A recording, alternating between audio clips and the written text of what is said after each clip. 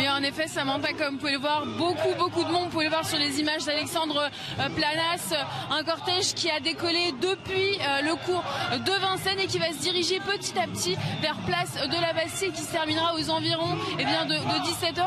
En ce qui me concerne, je suis actuellement avec Benoît qui lui suit de très près ces mobilisations. Bonjour Benoît, merci d'être avec nous. Alors dites-nous, depuis quand est-ce que vous suivez ces mobilisations des Gilets jaunes ? En fait, j'ai rejoint la mobilisation dernièrement et si je l'ai rejoint, c'est à cause des violences policières. Je suis choqué de voir toutes ces gueules cassées, tous les gens qui ont perdu un œil, qui ont eu la mâchoire brisée. Et je trouve que le gouvernement, il ne fait pas du maintien de l'ordre, il fait de la répression. Et c'est pour ça que j'ai rejoint ce mouvement. Est-ce que vous pensez que d'ici quelques temps, peut-être que la violence policière, mais également les mobilisations vont cesser? Comment est-ce que vous voyez l'avenir, le futur de ce mouvement? Je ne sais pas comment ça va évoluer. J'aimerais qu'un jour, les forces de l'ordre déposent les armes et qu'ils comprennent que c'est pas bon de tirer sur le peuple, qu'ils sont pas payés pour faire de la répression, mais juste du maintien de l'ordre.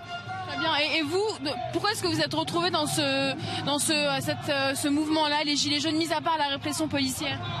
Si vous voulez, moi je trouve que le RIC c'est une très bonne idée, le référendum d'initiative citoyenne. Et puis je voudrais qu'on ait un peu plus de pouvoir d'achat, que le gouvernement nous écoute.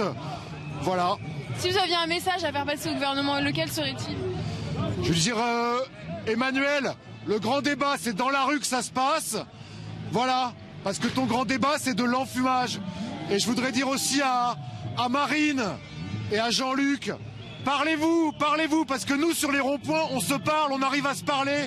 Et s'il y a des sujets sur lesquels vous n'êtes pas d'accord, Marine et Jean-Luc, vous tranchez avec le référendum d'initiative citoyenne. C'est très simple. Et qu'est-ce que vous en pensez de cette liste qui a été déposée aux européennes? Parce que le mouvement se voulait apolitique et là finalement il se présente. Est-ce que c'est pas contradictoire peut-être?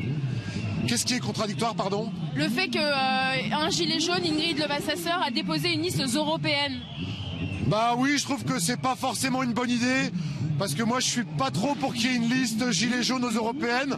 Par contre, s'il y en avait une, j'aimerais voir dessus Éric Drouet, Ramous, Flyrider. Voilà les gens que j'aimerais voir sur la liste aux européennes s'il y avait une liste gilets jaunes. Donc vous pensez que les individus qui sont sur la liste européenne ne représentent pas forcément le mouvement?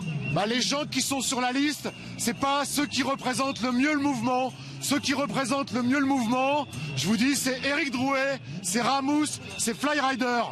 Voilà, s'il n'y a pas ces trois-là en tête de liste, c'est même pas la peine.